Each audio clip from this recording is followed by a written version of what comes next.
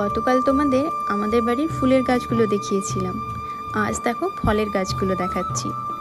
এটা কি গাছ নিশ্চয়ই সবাই বুঝতে পারছো। হ্যাঁ, এটা লিচুরই গাছ। আর থোকায় থোকায় লিচুগুলো কীরকম ওপর থেকে নিচ পর্যন্ত ঝুলছে। এই গরমে লিচু খেতে কার না ভালো লাগে বলো। কিন্তু এই লিচুগুলো এখনও পাকা শুরু করেনি, তাই সবুজ সবুজ দেখাচ্ছে। কিন্তু যা গরম পড়েছে, কিছুদিনের মধ্যেই এগুলো পেকে লাল হয়ে যাবে। আর এর পাশেই একটা আম গাছ।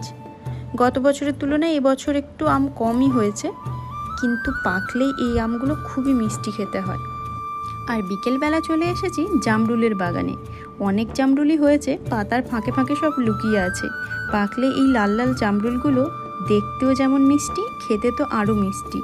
এই রকম জামরুল গাছ থেকে পেড়ে খাওয়ার মজাটাই আলাদা। কে কে খেতে চাও অবশ্যই কমেন্ট করে জানাও আমাকে।